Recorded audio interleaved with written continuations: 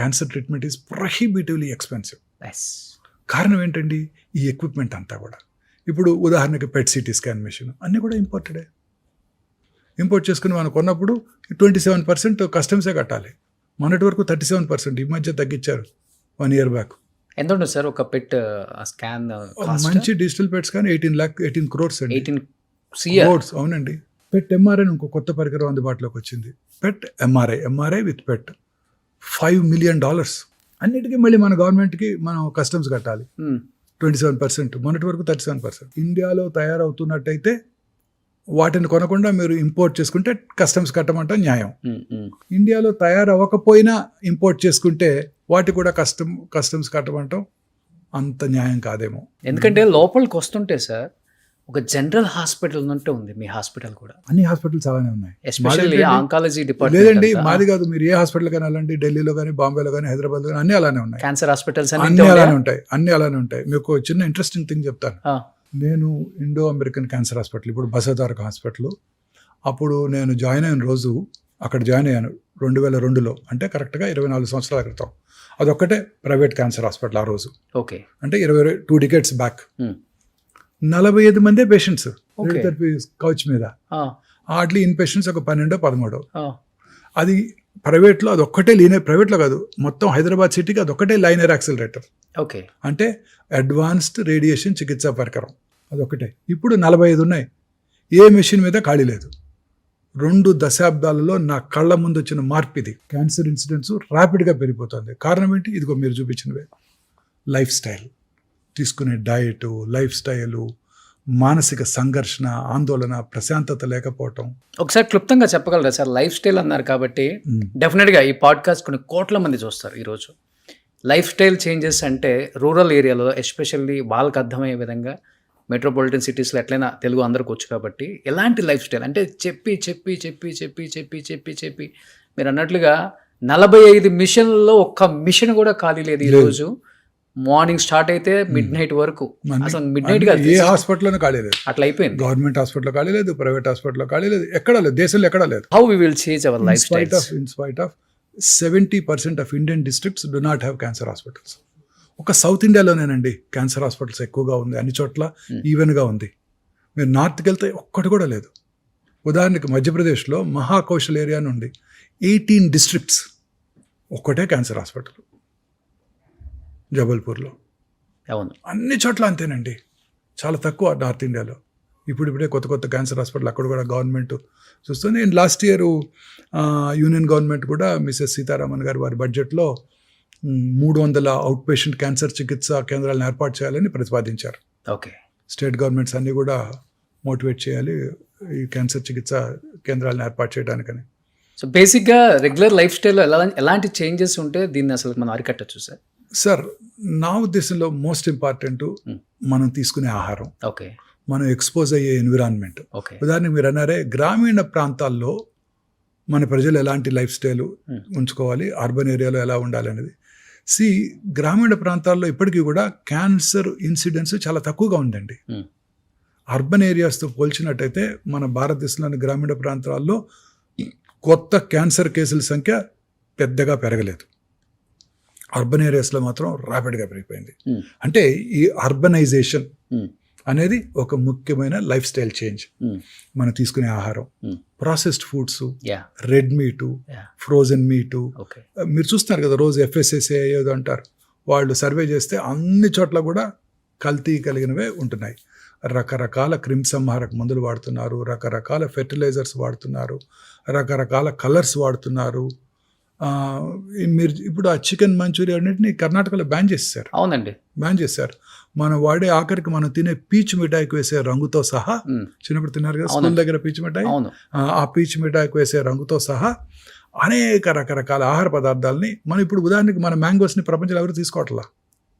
మన మ్యాంగోసే 70% రకరకాల మ్యాంగో పేర్లున్నా మీరు ఒక్కటి తెలుసుకోవాల్సింది ఏంటంటే 70% ఆఫ్ ఎక్స్పోర్ట్ చేసే మ్యాంగోస్ ఓన్లీ ఆంధ్రప్రదేశ్ నుంచే జరుగుతుంది ఇప్పటికీ కూడా. మహారాష్ట్రలో అల్ఫోన్సా ఏవో పేర్లు ఉన్నాయి, ఉత్తరప్రదేశ్లో అవన్నీ తక్కువ. ప్రొడక్షన్ మనకే ఎక్కువ, తెలుగు రాష్ట్రాల్లోనే ఎక్కువ, అందులో ఆంధ్రప్రదేశ్లో ఎక్కువ. ఉలవపాడు మంచి ఫేమస్, అన్ని ఉలవపాడు, నూజివీడు అన్నీ ఫేమసే. బట్ ఈ సంవత్సరం జపాన్ తీసుకోలేదు, ఆఖరికి నేపాల్ కూడా మన మ్యాంగోస్ని ఇంపోర్ట్ చేసుకోవడానికి ఒప్పుకోలేదు. ఎందుకంటే మన దగ్గర క్యాన్సర్ ఎక్కువ, క్రిమి సంహారక అదే మందులు, ఫెర్టిలైజర్స్ వాడుతున్నారు, రకరకాల పొల్యూషన్ ఫెర్టిలైజర్స్ అన్నీ వీటి వల్ల తీసుకోవట్లేదు. సో ఇలా అనేక రకాలు ఈ కలర్స్, మనం తీసుకునే ప్రాసెస్డ్ ఫుడ్, అలాగే మనం వాడే automobile pollution, environmental pollution, factories, urban ఏరియాస్లో ఉండే ప్రతి కెమికల్ ఇండస్ట్రీ, ఆఖరికి you know any for that matter colours, అంటే ఇప్పుడు రంగులు అమ్ముతుంటారు కదా, వాళ్ళు కూడా లూజ్గా అమ్మినట్టయితే వాళ్ళకి వచ్చే అవకాశాలు ఎక్కువ. ఓకే, డై చేసే బార్బర్స్ ఉంటారు, రోజుకు ఒక 20 మందికి డై చేస్తున్నాడు అనుకోండి, అతనికి వచ్చే అవకాశాలు ఎక్కువ. డై వేయించుకునేవాడి కన్నా వేసేవాడికే ఎక్కువ, ఎందుకంటే ఎక్కువ మందికి వేస్తాడు కదా. మీరు డై ఎప్పుడు వేసుకుంటారు? నెలకోసారి వేసుకుంటారు, ఆయన రోజు 20 మందికి వేస్తుంటాడు కదా, పాపం వాళ్ళకి వచ్చే అవకాశాలు ఎక్కువ. ఓకే, అలా ఇండస్ట్రియల్ పొల్యూషను, మనం వాడే oils, repeated use of oils. మా హాస్పిటల్ ముందే మిర్చి బజ్జీ బండి ఉంటుంది, పొద్దున ఆయిల్ పోస్తాడు, అదే ఆయిల్లో ఫ్రై చేస్తుంటాడు రిపీటెడ్గా, మిగిలిపోయిన ఆయిల్ మళ్ళీ రేపొద్దున క్యాన్సర్ హాస్పిటల్ ముందు. ఓకే, ఎంతో ఆనందంగా మనం తింటుంటాం చోలే భటూరాలు, బజ్జీలు, ఇవన్నీ రిపీటెడ్ ఆయిల్స్, ఇవన్నీ కూడా చాలా ప్రమాదకరం అండి. వన్స్ ఇన్ 2 months 3 months అలా ఓకేనా సార్? లేకపోతే రెగ్యులర్గా తినే వాళ్ళకి ఎక్కువ ఇలాంటి అది కూడా ఇంట్లో వేసుకొని తినడం బెటర్. ఓకే, ఇవన్నీ కూడా ప్రమాదకరమేనండి. ఓకే, అనేక రకాలుగా మనం ప్రమాదాలు గురవుతున్నాం. మీరు అన్నట్టు water bottle, plastics, micro plastics, లేని పదార్థమే లేదు, ఆ లిడ్లోంచి వెళ్ళిపోతుంటాయి. అన్ని రకాలుగాను మనం ఈ క్యాన్సర్ కారక పదార్థాలు, కార్సినోజన్స్కి ఎక్స్పోజ్ అవుతున్నాం అర్బన్ ఏరియాస్లో. దానికి తోడు ఈ మానసిక ఆందోళన, దానివల్ల కూడా క్యాన్సర్ 100%. నేను నమ్మేది అదే ముఖ్యమైన కారణం ఏంటో చూసిన పేషెంట్స్ ఉన్నారా? డెఫినెట్ గా ఎక్కువ హై సొసైటీ వాళ్ళు కూడా వస్తారు. నేను చాలా క్లియర్ గా ఒక చిన్న ఎక్స్ప్లెనేషన్ చెప్తాను వినండి. మన బాడీలో ఇందాక అనుకున్నాం మనం టీ సెల్స్ ఉంటాయి, అవును, కిల్లర్ సెల్స్. అవి మన బాడీలోకి వచ్చే ప్రతి ఫారిన్ బాడీని డిస్ట్రాయ్ చేసేస్తాయి. ఓకే, అది క్యాన్సర్ కానివ్వండి, వైరస్ కానివ్వండి, బ్యాక్టీరియా కానివ్వండి, ఏదైనా కానివ్వండి. ఓకే, ఆ టీ సెల్ ఇమ్యూనిటీ మన దీని మీద, మానసిక ఆందోళన మీద ఆధారపడి ఉంటుంది. మనం మానసికంగా ఎక్కువ ఆందోళన పడితే మన టీ సెల్స్ సరిగా పనిచేయవు, ఓకే, మన ఇమ్యూనిటీ తగ్గిపోతుంది. ఓకే, మన బాడీలో రకరకాల చేంజెస్, మ్యూటేషన్స్ జరుగుతుంటాయి మన జీన్స్లో, కానీ మన ఓన్ ఇమ్యూనిటీ ఆ జెనెటిక్ మ్యూటేషన్స్ని ప్రాబబ్లీ బ్లాక్ చేసేస్తుంది. ఓకే, తద్వారా మనకి ఇల్నెస్, జబ్బులు రాకుండా కాపాడుతుంది. ఓకే, అది క్యాన్సర్ కానివ్వండి, స్ట్రోక్ కానివ్వండి, కర్నరీ ఆర్టరీ డిసీజ్ కానివ్వండి. మానసికంగా ఆందోళనకు లోనైతే హార్ట్ అటాక్ వచ్చే అవకాశాలు, బ్రెయిన్ స్ట్రోక్ వచ్చే అవకాశాలు, క్యాన్సర్ వచ్చే అవకాశాలు కూడా పెరిగిపోతాయి. ఓకే, సో అన్నిటికన్నా ఇంపార్టెంట్ నా ఉద్దేశం, ఇవన్నిటికన్నా ఇంపార్టెంట్ నా పర్సనల్ ఉద్దేశం ఇదే. క్యాన్సర్ రావడానికి కానివ్వండి, ఏ జబ్బన రావడానికి కారణం ఇదే, మానసిక ఒత్తిడి. మన అబ్బాయికి నీటిలో సీట్ రాలేదు, పక్క అబ్బాయికి వచ్చింది, పక్కింట్లో అబ్బాయికి వచ్చింది. మనకేమో మారుతి కారు ఉంది, పక్కింట్లో వాళ్ళేమో టయోటా కారు కొనుక్కున్నారు. ఇలా అనేక రకాల ఒత్తిళ్ళు. ఆ తర్వాత వర్క్ ప్లేస్ ప్రెషర్స్, బాస్ ఇవాళ మన తిట్టాడు, మనం పని చేయలేదన్నాము, చేయలేకపోతున్నాము, మనకు ఒంట్లో బాగాలేదు, అయినా కానీ బాస్ రమ్మంటున్నాడు వాళ్ళ పనికి. ఇప్పుడు కంపెనీస్లో ఇది ఒకటి ఎక్కువైపోయింది, మన మీద కన్నా పక్కనోడి మీద ఎక్కువ కాన్సన్ట్రేషన్ పెట్టి వాళ్ళ లైఫ్ని ఎలా బదనం చేద్దాం, వాడిని ఎలా కంపెనీ నుంచి బయటికి పంపించేద్దాం, అనేక రకాల ఒత్తిళ్లకు లోనవుతున్నాయి. పూర్వకాలంలో ఇవన్నీ ఉండేది కాదు. సంతోషం సగం బలం అన్నారు పెద్దలు, కానీ సంతోషం పూర్తి బలం అంటాను నేను. సంతోషం పూర్తి బలం. ఈ అనేక రకాల ఒత్తిళ్ళు. ఇంతకుముందు చక్కగా విలేజెస్లో దగ్గర వాళ్ళే మ్యారేజ్ చేసుకునేవాళ్ళు, వాళ్ళే హ్యాపీగా 5 రోజులు సెలబ్రేట్ చేసుకునేవాళ్ళు, వాళ్ళ ఇంట్లో పండించుకున్న కూరగాయలే తినేవాళ్ళు, వాళ్ళే షర్ట్ లేకుండా వెళ్ళి ఆ కూరగాయల పాదులు దువ్వి వాటర్ పోసి దాన్ని చక్కగా డెవలప్ చేసేవారు, పొలానికి వెళ్ళేవాళ్ళు, పని చేసుకునేవాళ్ళు, ఎండకి ఎక్స్పోజ్ అయ్యేవారు, విటమిన్ డి ఉండేది, ఇమ్యూనిటీ బాగుండేది, ఓకే, మానసిక ఆందోళన తక్కువగా ఉండేవి. వాళ్ళ గేదెలు పాలు పిండుకొని తాగేవాళ్ళు. ఇప్పుడు రకరకాల ఆక్సిటోసిన్, పాలు తాగాలంటే భయంగా ఉంది. నిజంగా నేను వెజిటేరియన్గా మారాను 30 ఏళ్ళ క్రితం. చాలా రోజులుగా ఒక ఫ్రెండ్ నాకు ఒక అమ్మాయి చెప్పింది, ఆమె వీగన్ అయిపోయింది. ఎందుకు అయిపోయావు వీగన్ అన్నాను. నేను కూడా ఒక 3 సంవత్సరాలు ట్రై చేశాను మధ్యలో. వీగన్ ఎందుకంటే వాళ్ళు ఎలా తీస్తారో తెలుసా నీకు పాలు అని అడిగింది. తెలియదన్నా. వాటికి మెషిన్స్ పెట్టేస్తారు, అవును, బఫెలో మిల్క్ కౌస్కి. ఆ మెషిన్స్ ఏం చేస్తాయి, పిండేస్తుంటాయి. వాటితో పాటు బ్లడ్ వస్తుంటుంది, బ్లడ్ వస్తుంది, పుళ్ళు పడతాయి, చీమ్ పడుతుంది. వాడు పొద్దున్నే మళ్ళీ ఫిక్స్ చేస్తాడు, పిండేస్తాడు. అవన్నీ నీ పాల్లోకి వస్తున్నాయి, నీకు తాగుబుద్ది అవుదా అని అడుగుతుంది అమ్మాయి. అబ్బా, అది తిన్నప్పుడు నాకు పెరుగు తింటుంటే ఒక స్పూన్ తినంగానే భయంగా ఉంది, బాధగా ఉంది. ఇప్పుడు 3-4 రోజులుగా అసలు తినలేకపోతున్నాను పర్సనల్గా. ఇప్పుడు చాలా మంది న్యాచురల్ మిల్క్ అని చెప్పే వాళ్ళందరూ ప్యాకెట్స్ మానేస్తారు. ఇంకా ప్యాకెట్స్ న్యాచురల్ మిల్క్ అయినా మెషిన్తోనే మిషన్, అవును 200% మీరు చెప్పింది మెషిన్తోనే కదా, అది ఇంజూర్ చేస్తుంది కదా, అవును, బ్లడ్ కారుతుంది కదా, పుండు పడుతుంది కదా, వాడికి తెలియదు కదా యాంటీబయాటిక్ రాసుకోవాలని అక్కడ. అవును. ఆ బాధ అంతా మనకే వస్తుంది కదా. ఎంత పాస్చరైజ్ చేసినా అసలు ఎంత మరగబెట్టినా కానీ అది ఉంటుందా సార్? ఉన్నా లేకపోయినా మనసులో ఆ థాట్ నాకు తినబుద్ది కావట్లా. మీరు మానేసారు కంప్లీట్గా పాలు, పెరుగు? ఈ 4 రోజుల నుంచి అసలు పూర్తిగా తినలేకపోతున్నాను. ఓ స్పూన్ తినగానే మనసులో అది గుర్తుకొస్తుంది, ఈ అమ్మాయి చెప్పిన దగ్గర నుంచి. మీకు ఫామ్ హౌస్ లేదా? లేదు. 2 గేదెలు పెట్టుకున్నా సరిపోద్దేమో నిజమే. సో ఇలా రకరకాలుగా మనం ఈ కంటామినెంట్స్కి ఎక్స్పోజ్ అవుతున్నాం. సో మానసిక ఆందోళన ఇవన్నీ కూడా క్యాన్సర్ అవడానికి దోహదం చేస్తున్నాయి. ఇప్పుడు ఇది తర్వాత ఈ రాత్రి పూట ఒత్తిడి, లేట్గా ఇంటికి రావటం, 10ంటికి రావటం, మళ్ళీ ఆన్ టాప్ ఆఫ్ ఇట్ 2 గంటలు టీవీ చూడటం, ఆ తర్వాత లేకపోతే మనం ఉంది కదా మన దెయ్యం మొబైల్స్, దాన్ని చూడటం, చూస్తూ పడుకోవటం, ఆ బ్లూ స్క్రీన్. మనం ప్రశాంతంగా 6 సూర్యాస్తమయం లోపల భోజనం చేసేసి, జెంట్స్ లాగా భోజనం చేసేసి చక్కగా 8-9 పడుకొని పొద్దున్నే కనుక 5-6 కనుక లేచినట్టయితే మీకు ఏ జబ్బు రాదండి. Okay, guarantee. క్యాన్సర్ అసలు రావు. ఎందుకంటే మనం ఇలా ప్రశాంతంగా పడుకున్నప్పుడు రాత్రి మిడ్నైట్ తర్వాత మెలటోనిన్ అనే హార్మోన్ ఉత్పత్తి అవుతుందండి. ఓకే, అది it has strong anti cancer properties. A time నుంచి ఏ టైం వరకు ఉంటుంది సార్? Midnight 12 to 1:30. ఓకే, మీరు రోజు 11 పడుకుంటే రాదు, మళ్ళీ మీకు 9 పడుకోవాలి. 9 పడుకొని 10 లేవండి, చక్కగా మెలటోనిన్ హార్మోన్ ఉత్పత్తి అవుతుంది. మీకు రకరకాల క్యాన్సర్స్ వచ్చే అవకాశాలు చక్కగా తగ్గిపోతాయి. ఇదే అసలు కారణం. ఇప్పుడు చూడండి, రాత్రిపూట ఇలా నేను బంజారాహిల్స్ నుంచి గచ్చిబౌలి వస్తుంటే పొద్దున్న ఎర్లీ మార్నింగ్ వచ్చేస్తాను. నేను ట్రాఫిక్ తక్కువ ఉండదు, 5:30కి వస్తాను. అన్నీ వెల్ లిట్ టవర్స్, 30 అంతస్తులు 50 అంతస్తులు అన్ని చోట్ల అంతా లిట్ టవర్స్, అందరు పనిచేస్తుంటారు పాపం, నైట్ డ్యూటీస్ అంతా. వాళ్ళ అమెరికన్ టైంకి పనిచేయాలి కదా, మరి వాళ్ళు ఇక్కడ వాళ్ళకి డే, ఇక్కడ నైట్ కదా. కాల్ సెంటర్స్ అంటారు, బీపీ ఆఫీస్ అంటారు, రకరకాల ఆఫీసెస్ ఉన్నాయి కదా, జీసీసీస్ అంటారు, నైట్ పని చేస్తున్నారు. వీళ్ళందరికీ ఈ హార్మోనే ఉత్పత్తి అవుతాం. కానీ మీరు చెప్పారు ఒక మాట, 30 years బ్యాక్ నాన్ వెజ్ వదిలేసాను అని. అవునండి, వదిలేసాను. ఏదైనా బలమైన రీజన్ ఉందా? బికాస్ ఆఫ్ రెడ్ మీట్ తిన్నా ఇవన్నీ? లేదండి, that was not a regular reason. I gave up 32 years ఇప్పటికి. 32 years నాన్ వెజ్ కానీ ఎగ్ కూడా తినండి.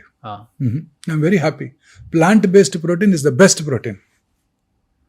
యానిమల్ ప్రోటీన్ కన్నా plant based proteins are the best proteins.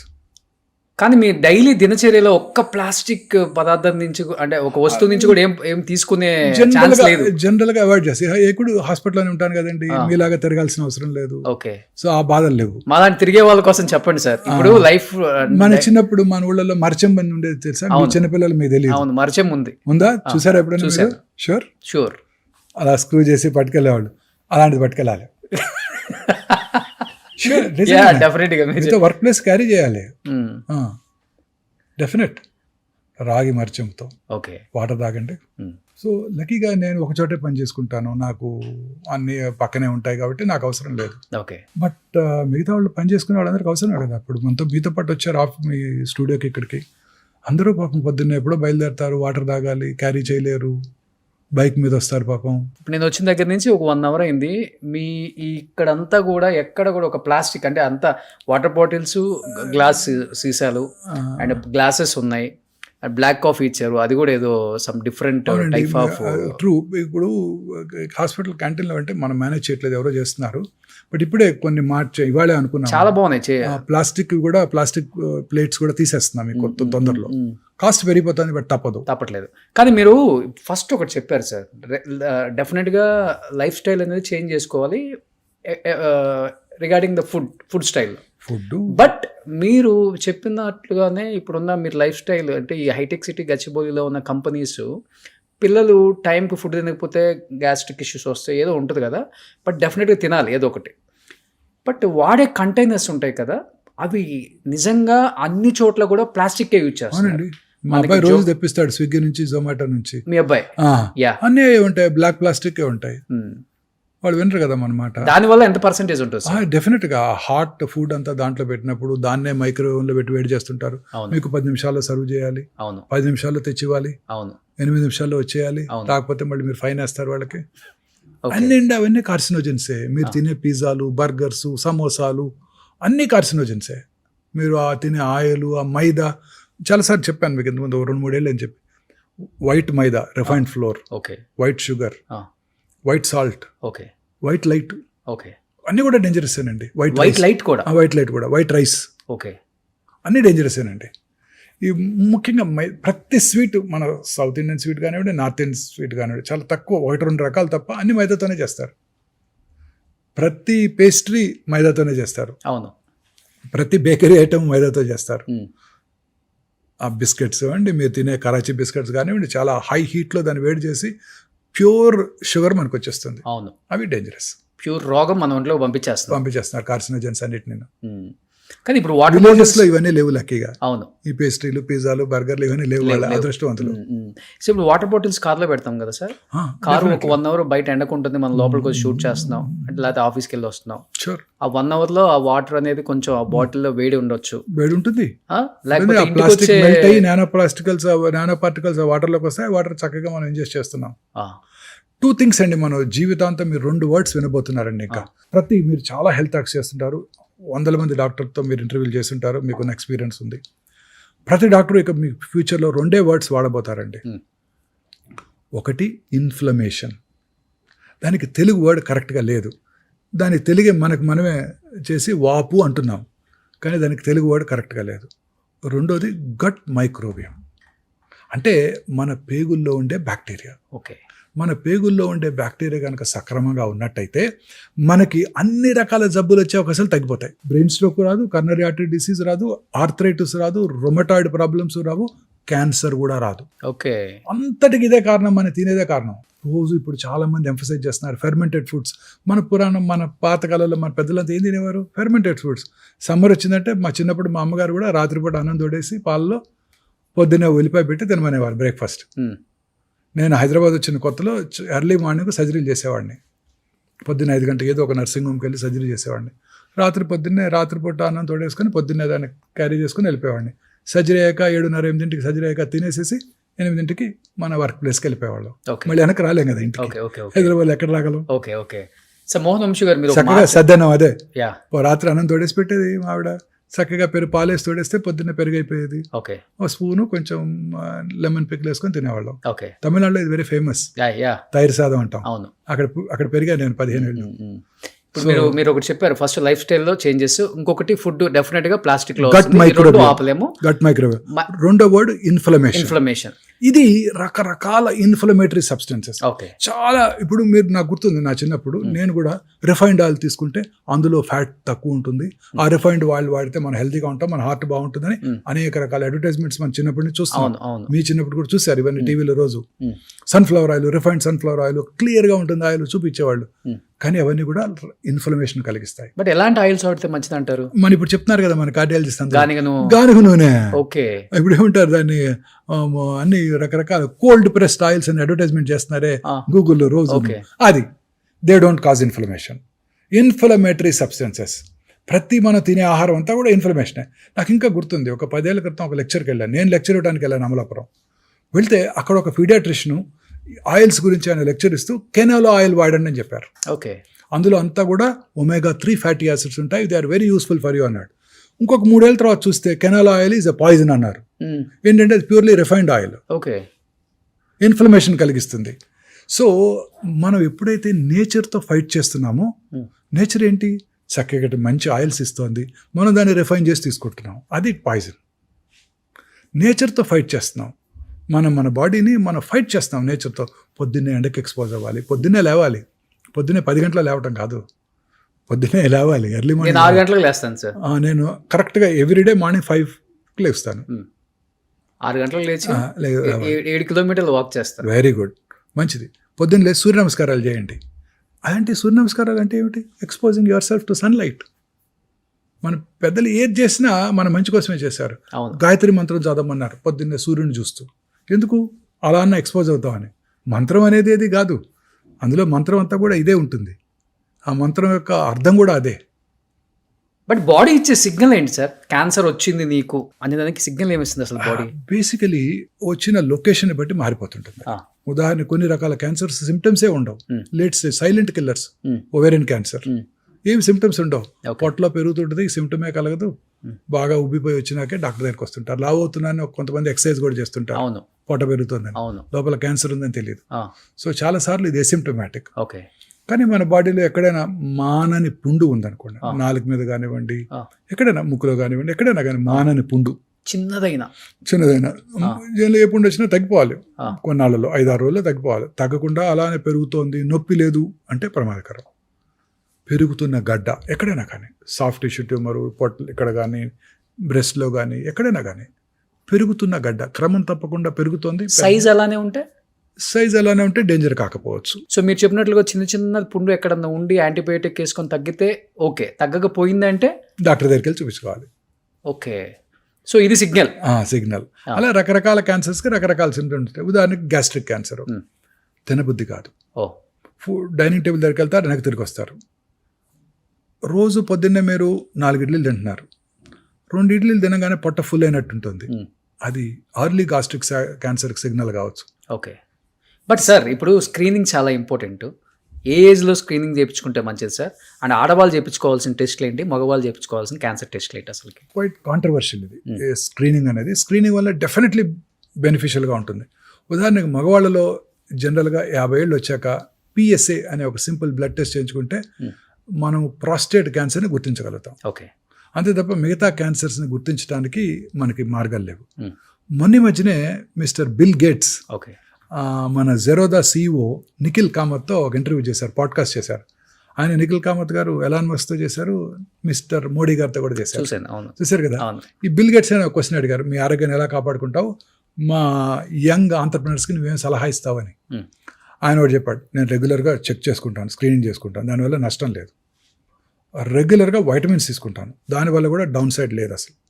మూడోది, ఇక ఇది ఒక్కటే క్యాన్సర్ వ్యాధి ఒకటే నాకు భయం కలిగిస్తుంది. దీన్ని పట్టుకోవడానికి ముందుగానే ఒక జెనెటిక్ టెస్టింగ్ చేయించుకుంటున్నాను నేను. ఆ టెస్ట్ అమెరికాలో ఇన్సూరెన్స్ కంపెనీలు కవర్ చేస్తున్నాయి, అన్ఫార్చునేట్లీ ఇండియాలో కవర్ చేయట్లేదు. ఆ టెస్ట్ కనుక చేయించుకుంటే ఈ ట్రెడిషనల్ డయాగ్నోస్టిక్ టెస్ట్ పట్టుకోవడానికి way before you will diagnose this test అని వారు చెప్పడం జరిగింది. అది ఇప్పుడు హైదరాబాద్లో హెల్త్ సెంట్రిక్ అనే కంపెనీ అందుబాటులోకి తీసుకొచ్చింది. అది ముందుగానే మనం స్క్రీన్ చేసుకుంటే నెక్స్ట్ ఫ్యూ ఇయర్స్లో నీకు క్యాన్సర్ వచ్చే అవకాశాలు ఉన్నాయో లేవో ముందే తెలిసిపోతాయి. అవునా? ఎన్ని ఇయర్స్ ముందు తెలిసిపోతుంది సార్? అలా అని చెప్పలేం, కానీ తప్పనిసరిగా ఒక 77 క్యాన్సర్స్ని పట్టేయగలదు. ఎన్ని ఇయర్స్ అంటే ఇప్పుడు ఫర్ ఎగ్జాంపుల్ అది బాడీలో స్క్రీన్ చేసి 2-3 సంవత్సరాల్లో నీకు క్యాన్సర్ వస్తుందని చెప్పగలదు. అర్రే, బెస్ట్ కదా అది. బెస్ట్. అప్పుడు మనం ఏం చేస్తాము, ఇవాళే ఒక జెంటిల్మెన్ చూశాను, ఆ టెస్ట్ చేయించుకొని నా దగ్గరికి వచ్చాడు. అమెరికాలో చేయించుకున్నారు, ఇక్కడే చేయించుకున్నారు, మన దగ్గర ఉంది. మన దగ్గర ఎంత ఉంటుంది cost? Around it cost about 80 to 1,80,000 దాకా ఉంది. ఓకే, ఆయనకి కోలన్ క్యాన్సర్ వచ్చే అవకాశం ఉందని రాసిచ్చారు. సో అప్పుడు ఏం చెప్పాము, మనకి రెగ్యులర్గా చిన్న simple test, stool occult blood testing. Okay, 3 నెలలకు ఒకసారి బ్లడ్ టెస్ట్, స్టూల్ టెస్ట్ చేద్దాం. తర్వాత ఒక మార్కర్ ఒకటి ఉంది, రఫ్ అంటే అందరికీ పెరగదు, CE అనే ఒక మార్కరు. ఇంకా మూడోది, చాలా రకాల కోలన్ క్యాన్సర్స్ ఆస్పిరిన్ వాడే వాళ్ళలో తక్కువ ఉంటుంది. ఈకోస్పిరిన్ అనే డ్రగ్ వాడతారు, వినారా? Blood thinner. నేను వాడతాను. మా ఫాదర్కి వెరీ ఎర్లీ ఏజ్లో హార్ట్ అటాక్ వచ్చింది, అందుకని నా ఫిజిషియన్ నాకు 30 ఏళ్ల క్రితం అది వాడుకోమని చెప్పాడు. ఒక 75 mg వేసుకుంటారు రెగ్యులర్ వేసుకుంటారు. సో ఆ ఆస్పిరిన్ వాడే వాళ్ళలో కోలన్ క్యాన్సర్ వచ్చే అవకాశాలు తక్కువగా ఉంటాయి. ఓకే, సో అది వాడమని చెప్పాను ఆయనకి. తర్వాత రెగ్యులర్గా ఈ యానిమల్ బేస్డ్ ప్రోటీన్స్, ఫ్యాట్ ఆపేసేయండి పూర్తిగా, నాన్ వెజిటేరియన్ మానేయండి, ప్లాంట్ బేస్డ్ ప్రోటీన్కి మారిపోండి, ఫైబర్ ఎక్కువగా తీసుకోండి, మీ యొక్క మల విసర్జన అలవాట్లు ఏమైనా మార్పులు ఉంటే నా దగ్గరికి రండి అని అన్ని రకాలుగా గైడెన్స్ ఇచ్చి పంపాను ఇవాళ మార్నింగే. ఓకే, 2 సంవత్సరాల తర్వాత మళ్ళీ పరీక్ష చేసుకోవాలి. మేబీ రెగ్యులర్గా చేసుకుంటే క్యాన్సర్ రావడానికి ముందుగా పట్టుకోవచ్చు. ముందుగా పట్టుకుంటే కోలన్ క్యాన్సర్ క్యూర్ అయిపోతుంది. But first stage, second stage అయితే సేఫ్ అనా సార్? 100% సేఫ్. 100% సేఫ్. అంటే ఎన్ని ఇయర్స్ ఉంటుంది వాళ్ళకి? అంటే కోలన్ క్యాన్సర్ లో రకరకాలు ఉంటాయి. నార్మల్ లైఫ్ గడిపేస్తారు, regular life. Okay, regular life గడిపేస్తారు. 3 ఏళ్ళకి ఒకసారి కొలనోస్కోపీ చేద్దామని చెప్పాను. ఒకవేళ ఫీకల్ అక్కల్ బ్లడ్ టెస్ట్ అంటే ఫీకల్ మ్యాటర్లో ఏదైనా బ్లడ్ కనుక కనిపించినట్టయితే ముందుగానే చేస్తాం కొలనోస్కోపీ. ఓకే.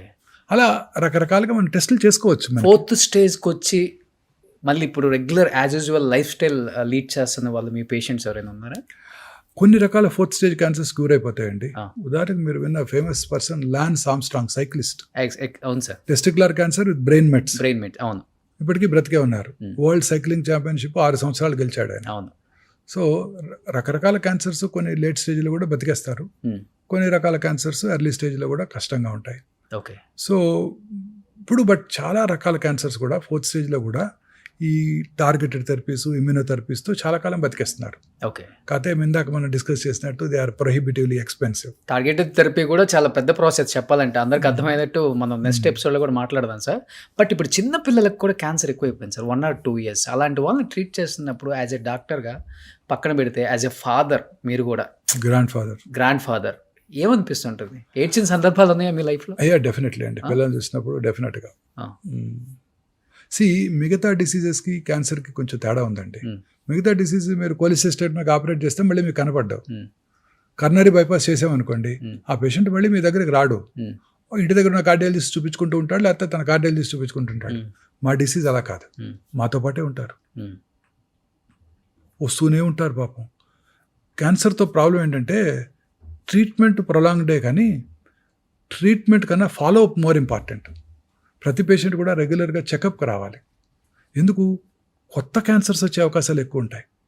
ఇప్పుడు ఉదాహరణకి ఓరల్ క్యావిటీలో రైట్ సైడ్ చీక్ మీద క్యాన్సర్ వచ్చింది అనుకోండి, అదే ఇండివిజువల్కి లెఫ్ట్ సైడ్ చీక్ మీద వచ్చే అవకాశాలు 5 రెట్లు ఎక్కువ.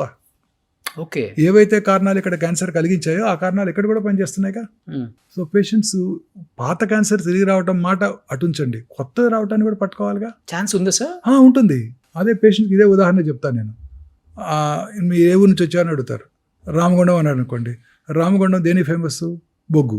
రామగుండంలో బొగ్గు దొరికితే పక్కనున్న గోదావరి కానీ, మంచిర్యాల, బెల్లంపల్లి, పెద్దపల్లి, రామకృష్ణాపూర్లో కూడా బొగ్గు దొరుకుద్ది.